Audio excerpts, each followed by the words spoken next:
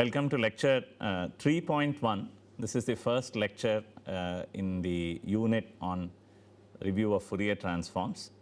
In this lecture, we will particularly review continuous time Fourier series, but we shall begin with a general overview of Fourier transforms, the conceptual aspect of it, and then we will slowly dwell into the math.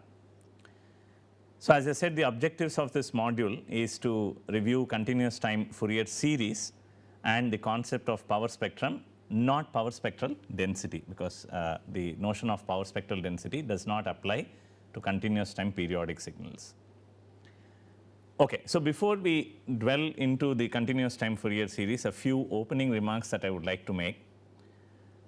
Any signal transform that you study in the literature, be it Fourier or wavelet or short time and so on, is described by what is known as a synthesis equation. So, the person who proposed this transform would first propose a synthesis equation, that is, imagine how the signal is made up of in terms of what are known as building blocks, and then analyze the signal. So, that is the procedure, line of procedure for proposing a transform. But pedagogically, what we would be interested in, and even practically, we would be interested in the analysis equation, because I have the signal already. So, I do not have to imagine how it is made up of, rather I am interested in analyzing the signal. So, normally when I am learning transforms, I learn the analysis equation first and then worry about synthesis, but both are important. In terms of the development, the synthesis is followed by analysis, but in terms of utility, you analyze the signal and then you use the synthesis equation for reconstructing the full signal or the part of the signal and so on. So, the analysis equation will tell us which building blocks really participated in the signal synthesis, and remember that all of this is just imagination. So, it is very hard to claim and verify in many situations whether truly the signal must have been synthesized in that manner. So, what is the reason for assuming a transform? It is simply because it makes my analysis easy. In the new domain, the signal has such a representation that certain features that I am searching for become obvious. The classic example being the Fourier analysis. Oscillatory features of a signal are highlighted very well in the Fourier representation of the signal. So, that is the primary reason we look to transforms. Now, the second point that I want to make is, we said that the synthesis equation essentially tells you how the signal is imagined to be constructed in terms of these building blocks. If these building blocks are fixed a priori, like in Fourier and wavelets and so on, we say that we are working with fixed basis or fixed analysis functions. However, why should a signal be made up of what I imagine a priori? Signals can be made up on their own, and I should first study the signal to really know what they are made up of, and that is the philosophy in so-called the adaptive basis decompositions of signals and so on, and Wigner-Velli distributions and principal component analysis and so on. Even the Hilbert-Huang transform or the empirical mode decomposition really fall into this category. The final and the third point is, in any transform that you study, first we will study the signal decomposition, that is, imagine how the signal must have been made up of, break it up and so on, but finally we move to the energy or the power decomposition of the signal. All right. So, now coming to the Fourier transforms, there are many versions of Fourier transforms that you see, or Fourier series and so on, but primary among them are 4 different types: the Fourier continuous time Fourier series or Fourier series itself, which is applicable to periodic continuous time signals, and then you have the Fourier transform for the continuous time signal, which is applicable to aperiodic finite energy signals, and then you have the discrete time versions of each of this. Now, in this table, what you see are these 3 columns. Of course, the first column is the name. In the second column, I have given you the synthesis and analysis equations, and in the third column, I have given you how the energy and power decomposition occurs. So, as I said earlier, you start off with signal decomposition and then develop the synthesis equation, the decomposition equation, but quickly move on to energy decomposition. That is very important to me, because that is what I would like to use in practice and so on. So, in this module, we will be primarily interested in the Fourier series and look at the synthesis and analysis equations, we assume that the signal is periodic, that is a major assumption. And what is happening is that the signal is being expressed as an infinite weighted combination of complex exponentials. And these complex exponentials are periodic with the same period as the signal itself.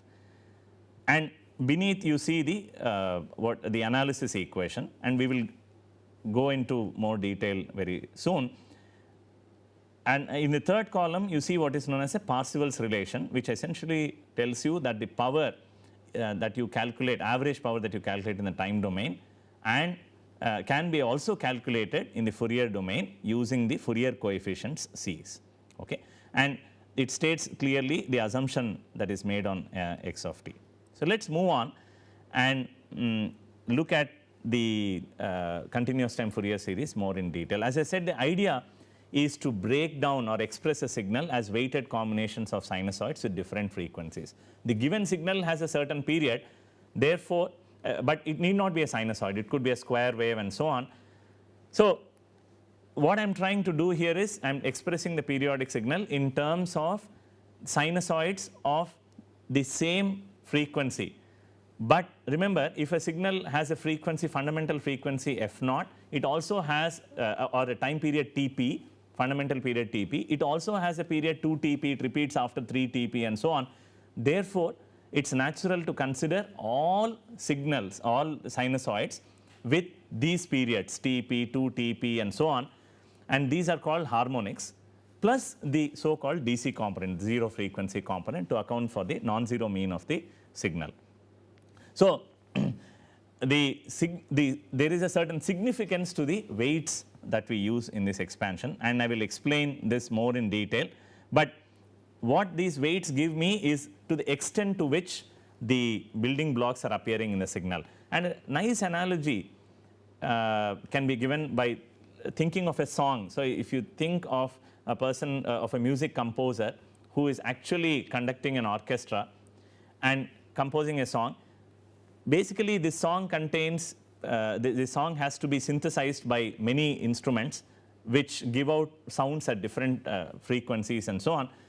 Now, not all instruments are going to be of the same loudness. Okay? So that means some will be much more audible than the others and so on. Then we say the weight that for that particular instrument is more and so on in terms of Fourier language. All right. So the other part is a phase. The phase of the Fourier transform will tell me when a particular building block or a sinusoid started to participate in the signal. So again, if you go back to the music example, you can think of when a particular instrument starts to play. And time frequency analysis takes you a step further when it stops as well. All right. So that's the analogy that you can keep in mind. There are, of course, other analogies that you will find in several other texts. Okay. So the Fourier series or the Fourier transform can always be given a correlation perspective, and this is true for other transforms as well. Whenever I'm computing or analyzing a signal using a certain transform, essentially what I'm doing is I'm taking the signal and trying to match it with the building block. If I find a good match, then I say, yeah, this building block is present in large proportions, and knowing the properties of the building block, I can immediately infer the properties of the signal as well, or if I know the properties of the basis. That's the advantage of using a fixed basis. In fixed basis, I know the properties of the basis functions a priori, and therefore, the moment the weight associated with that weighting associated with the basis function is large, I can immediately conclude that this particular feature of the basis function is present significantly in the signal. Whereas with an adaptive basis, you do not have a priori what basis functions go into making up the signal. Okay. So coming back to the Fourier series synthesis equation that we have here, this is the same expression that you saw earlier. Weighted combination of fundamentals plus harmonics and the DC component is going to synthesize my signal. That's my imagination, or Fourier's imagination. And the goal in analysis is to find these coefficients Cn. These are called the Fourier coefficients as well. And the expression for Cn is given here in equation 2, which is obtained by multiplying both sides of equation 1 with the complex conjugate of the building block here, e to the j 2 pi n f naught t. In other words, I am going to take an inner product of x of t and the building block, which is a complex exponential, but evaluate it only over the interval 0 to Tp, because this x of t is a periodic signal. All right. So, this is an inner product evaluated only over this interval, and that is what the subscript means. You may recall the definition of inner product between two functions that we learnt in module or lecture 2.3, and the derivation for this coefficient is given in many texts. Therefore, in the interest of time, I avoid it, but you can also do it by yourself. It is a fairly straightforward thing. Just substitute the series into in place of x of t in equation 2 and you should get the expression. Now, having said all of this, this particular continuous time Fourier series is useful in theoretical analysis, because in practice I do not have continuous time signals. Okay? So, the goal is now to for the rest of the lecture is in understanding what these CNs mean to me, what these Fourier coefficients mean to me. But before we do that, we have to understand why negative frequencies are coming in. Originally in Fourier's proposition, negative frequencies did not exist, because Fourier proposed sines and cosines as the building blocks. But then you could replace sines and cosines mathematically with complex exponentials. And a quick way of understanding why negative frequencies come in is because even to express a pure sinusoid, I require two complex sinusoids, one being the complex conjugate of the other, and that's the only reason why I have the negative frequencies coming in. No particular reason that should be attributed to this appearance of negative frequencies. Okay, and the same argument holds for cosine as well. You need two complex exponentials that are complex conjugates of each other. So there is a certain symmetry for these basis functions expansion. Now, one of the first interpretations for the Cn comes from the power spectral decomposition. This is what we referred to earlier. We started off with a signal decomposition, but we quickly move on to power spectral decomposition. Now, Parseval showed that, and even this comes from Plancherel's formula, that the average power calculated or defined in time this way, you may refer to one of the lectures in unit 2, is nothing but sigma mod Cn square. Now, here is where you have to be careful in interpreting Cn. Mod Cn square denotes the contribution of the nth harmonic to the overall power of the signal. Now, this statement is correct because the complex exponential, remember, the Cn is associated with a building block, which is e to the j 2 pi n f naught t. So, each Cn is telling us how much each basis function has contributed to the construction of x of t. The question is whether they are unique or there is some overlapping information between the Cn's. Now, you can show that is a nice property of these complex exponentials, that they are orthogonal to each other. What this means is the coefficient Cn bring in new information. Each Cn is unique. What one building block explains, the other building block cannot explain. That is a nice property of having an orthogonal family of analyzing functions. And immediately, therefore, we can say mod Cn square is the contribution of the nth harmonic to the overall power. And that's what gives rise to the notion of line spectrum. Because remember, the index in frequency domain is discrete.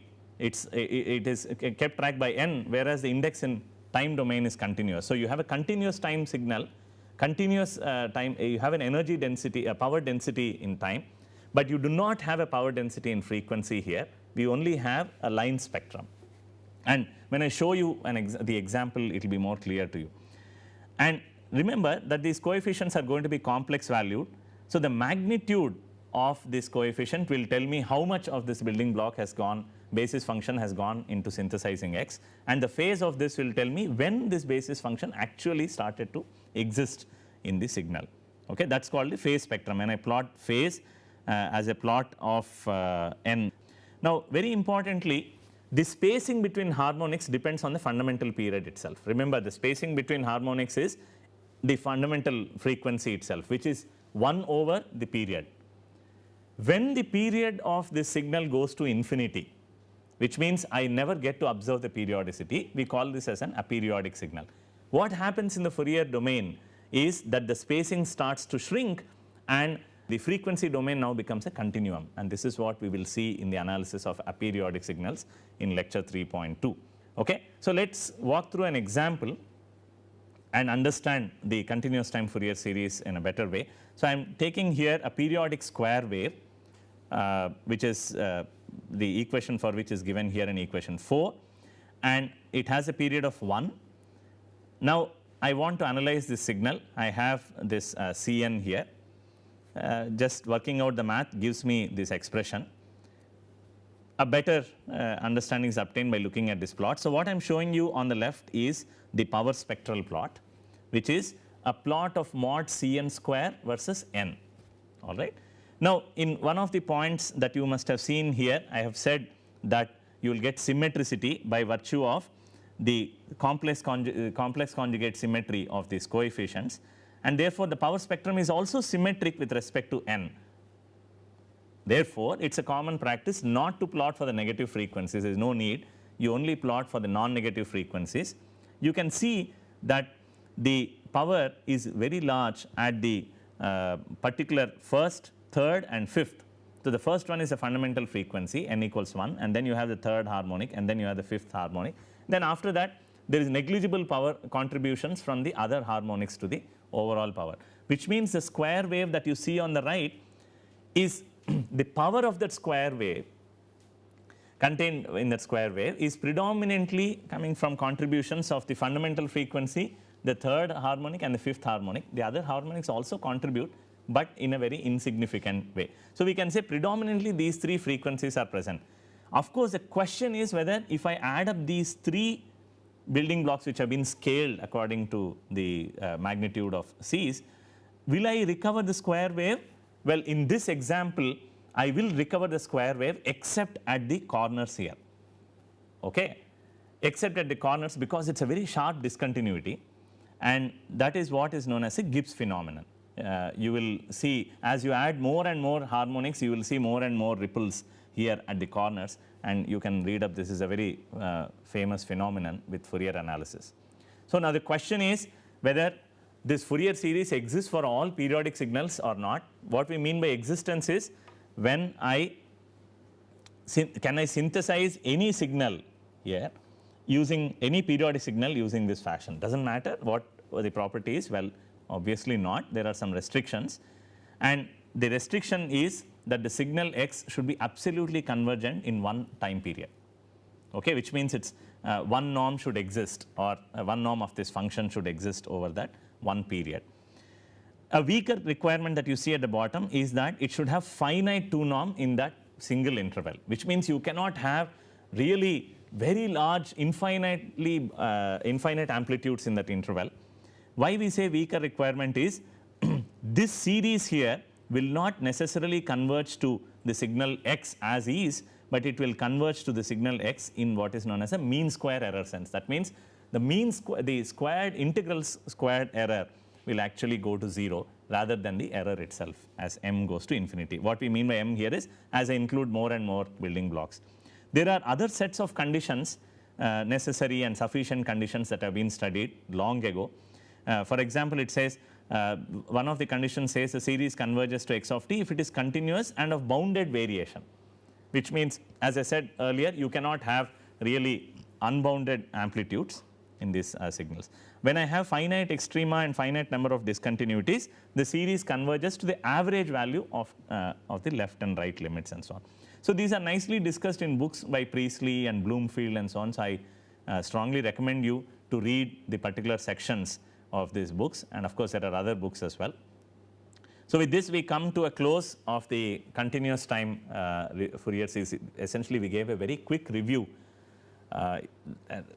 Truly speaking, you are supposed to have a prerequisite, but we wanted to actually make sure that the foundations are clear, and therefore went through interpretations, the math. Of particular interest is the power spectrum, and the message that you should take with you is periodic continuous time signal has only a line spectrum and not a spectral density. Okay, so and when the period goes to infinity, then you can think of a spectral density, which is what is the subject of the next module in this unit. Thank you.